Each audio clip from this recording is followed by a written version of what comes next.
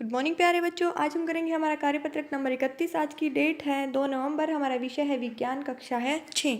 आज हम पौधे के बारे में जानेंगे और पौधे में किस भाग के बारे में जानेंगे। पौधे में हम जड़ के बारे में जानेंगे कि जड़ पौधे का मिट्टी के अंदर वाला भाग होता है, सबसे नीचे वाला भाग होता है। और जड़ों के प्रकार के बारे में जानेंगे और जड़ों के कार्यों के बारे में जानेंगे कि पौधे की किस चीज़ में मदद करती हैं। ठीक है बेटा।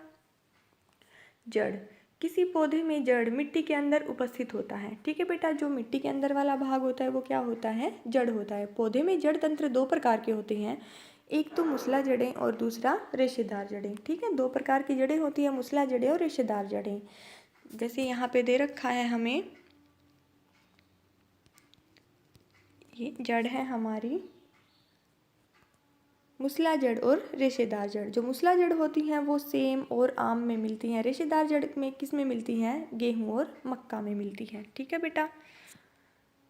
आपको एक छोटा सा एक्सपेरिमेंट करना है। खुले मैदान में जाइए, कुछ खरपतवार पौधों को मिट्टी से खोद कर निकालिए। खरपतवार पौधे क्या होते हैं? जैसे घास फूस, जो भी एक्स्ट्रा पेड़ पौधे उगाते हैं ना ज़मीन में कहीं पे भी, वो हमारा क्या होते हैं? खरपतवार होते हैं। जैसे आपने घास को निकाला, क्या वो घास आसानी से निकल जाती है? नहीं निकलती है वो आसानी से। ठीक है, क्योंकि उसकी जड़ों ने उसको मिट्टी में मजबूती से पकड़ा हुआ होता है। क्या घास आसानी से निकली? नहीं। मेरा जवाब है नहीं। यदि आपने नहीं कहा है तो आपने ठीक कहा, ये आसानी से नहीं निकलती है। ठीक है। 3 या 4 चने के बीजों को गीली रुई में रखिए। ठीक है, रुई का एक छोटा सा बंडल सा बना लीजिए, गट्ठा सा ले लीजिए और 3-4 चने के बीजों को उसमें रख दीजिए। रुई को थोड़ा सा गीला कर लेना आप, उसमें थोड़े से पानी की बूंदें डाल देना। पानी डालकर रुई को हमेशा नम रखिए जब तक कि बीज अंकुरित होकर नवोद्विद ना बन जाए। ठीक है, जब तक बीज अंकुरित होके वो थोड़ा सा और बड़ा सा पेड़ ना बन जाए तब तक आप क्या करोगे? उसको, रुई को नम रखोगे। क्योंकि अंकुरित हो जाते हैं ना 2-3 दिन के बाद भी चने हमारे, और उसके बाद फिर क्या है, वो थोड़ी सी और उसमें जैसे और बड़ा सा बन जाते हैं, वो और बड़ा सा पेड़ बन जाता है उनसे। 1 सप्ताह बाद उन्हें खींचकर रुई से बाहर निकालने का प्रयास कीजिए। जब आप 1 सप्ताह के बाद वो अंकुरित होके थोड़े से और बड़ा हो जाएगा वो पेड़ उसका, चने का, तो क्या हो जाएगा? जब आप उसको खींच के देखोगे तो क्या रुई से वो बाहर निकलेगा? जब आप उसको खींचोगे नहीं, क्योंकि वो थोड़ा मुश्किल होगा वो बाहर निकालना, क्योंकि उसकी जड़ों ने जकड़ लिया है रुई को अपने आप में। ठीक है, क्या आप जड़ों को रुई से आसानी से निकाल सकते हैं? नहीं निकाल सकते। मेरा जवाब होगा नहीं।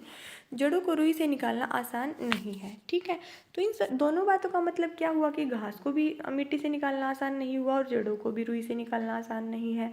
इसका अर्थ है कि जड़ें पौधे को मिट्टी से मजबूती से जकड़े रखती हैं। इसका क्या अर्थ है? कि जड़ें पौधे को मिट्टी से मजबूती से जकड़े रखती हैं। इन्हें मिट्टी में पौधे का स्थिरक कहा जाता है। इन्हें क्या कहा जाता है?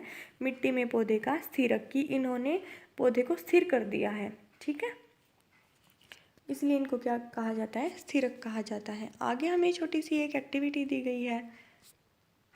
क्या है इसमें? खुले मैदान से हमने 2 खरपतवार निकाल लिए, दोनों 2 गमले ले लिए हमने, ए और बी। ठीक है, एक को हमने लगा दिया, उसकी जड़ के समेत लगा दिया गमले में, और दूसरे की जड़ों को काट लिया और उसको ऐसे लगा दिया। ठीक है, हमने 1 सप्ताह तक दोनों में पानी दिया बराबर रूप से। 1 सप्ताह के बाद हम क्या देखते हैं कि ये पौधा हमें वैसा का वैसा दिखाई दे रहा है, और जो ये वाला पौधा है बिना जड़ वाला, ये सूख गया। इससे हमें क्या पता चलता है? कि जड़ें पौधे में मिट्टी से पानी का परिवहन करती हैं, मतलब मिट्टी से पानी लेके पौधे के अलग अलग भागों तक पहुंचाती हैं। इसमें जड़ नहीं थी, इसीलिए ये पौधा सूख गया। इसको पानी नहीं मिला ना, तो ये सूख गया। यही वाली चीज़ दे रखी है। किसी खुले मैदान से जैसे 2 खरपतवार लीजिए। ध्यान रखिए कि इनकी जड़ों को कोई नुकसान न हो। खरपतवार के एक पौधे को एक गमले में मिट्टी डालकर लगा दीजिए, दूसरे पौधे की जड़ों को काटकर दूसरे गमले में लगा दीजिए। इसमें नियमित रूप से जल 1 सप्ताह के बाद इनको देखिए, और क्या दोनों पौधे स्वस्थ हैं? दोनों पौधों में नियमित रूप से जल दिया गया, परंतु देखा गया कि जिस पौधे की जड़ें नहीं थी वह सूख गए, यानी जड़ें पानी को एक स्थान से दूसरे स्थान तक पहुंचाने का काम करती। इससे हमें क्या पता चला? कि जड़ें पानी को एक स्थान से दूसरे स्थान तक पहुंचाने का कार्य करती हैं। जड़ों के प्रकार थे मूसला जड़ें और रेशेदार जड़ें। मूसला जड़ें ये मुख्य जड़ हैं जिनसे जड़ों की शाखाएं निकलती हैं। क्या है ये मुख्य जड़ है? जैसे ये मुख्य जड़ यहाँ से शुरू होती है हमारी, इससे क्या होता है कि इससे बहुत सारी शाखाएं निकल, जैसे ये है, फिर ये शाखा निकली, इसमें से ये वाली शाखा निकली, पर मुख्य जड़ यहाँ से शुरू हुई है। और मुख्य जड़ मिट्टी में गहराई में उगती है, जैसे सेम, आम। ठीक है, इनकी एग्जाम्पल है सेम और आम। ये मिट्टी में बहुत ही ज़्यादा गहराई तक होती हैं, इनको निकालना बहुत ही ज़्यादा मुश्किल होता है। अगर आम का पेड़ बहुत ही पुराना हो तो आसानी से नहीं निकल सकता है, वो बहुत मेहनत लगेगी निकालने में। मूसला जड़ वाले पौधों की पत्तियों का शिरा विन्यास जालिका रूपी होता है। जालिका रूपी शिरा विन्यास ये होता है, मैंने आपको समझाया था एक वीडियो में, जैसे ऐसे जाल से बने होते हैं, ऐसे ऐसे करके। ठीक है, तो ये जालिका रूपी शिरा विन्यास होता है। और आगे हमें दिया गया है तने रेशेदार जड़ें हैं, जो तने के आधार से निकलने वाली जड़ों का गुच्छा होता है। ये क्या है? रेशेदार जड़ें, जो ये तना है ना, ये तना है हमारे पौधे का, इसके आधार से निकलती हैं और ये क्या है? गुच्छे के रूप में होती है, बिल्कुल यहाँ से गुच्छा सा होता है। जड़ों का गुच्छा पतला और रेशेदार होता है। जड़ों का गुच्छा बिल्कुल पतले पतले रेशे होते हैं, धागे जैसे रेशे होते हैं, जैसे गेहूँ, मक्का। रेशेदार जड़ों वाले पौधे की पत्तियों का समांतर शिरा विन्यास होता है। इसकी पत्तियों का कैसा शिरा विन्यास होता है? समांतर, जैसे पत्तियाँ दिखाई गई हैं। समांतर शिरा विन्यास वाली पत्तियाँ कैसी होती हैं? ऐसी होती है, थोड़ी लंबी लंबी सी होती हैं वो, और ऐसी होती हैं। उनका शिरा विन्यास ऐसा होता है, समांतर, बिल्कुल मध्य शिरा के समांतर होता है। आगे हमें कुछ क्वेश्चन आंसर दिए गए हैं, हम देख लेते हैं। जड़ों के क्या कार्य हैं? जड़ों के कार्य हैं हमारे, ये फर्स्ट क्वेश्चन का आंसर है। जड़ें पौधे को मिट्टी से मजबूती से जकड़े रखती हैं। जड़ें मिट्टी से जल लेकर पौधे के विभिन्न भागों में पहुंचाती हैं। तो मिट्टी में जकड़े रखती हैं, पौधे को मजबूती प्रदान करती हैं, और जड़ें मिट्टी से क्या करती हैं? जल लेती हैं और पौधे के विभिन्न भागों तक पहुंचाती हैं। ठीक है बेटा। मूसला जड़ों रेशेदार जड़ों में अंतर लिखिए। मूसला जड़ों रेशेदार जड़ों में आप ये वाला अंतर यहाँ से बिल्कुल एज इट इज लिख देना, ये अंतर है।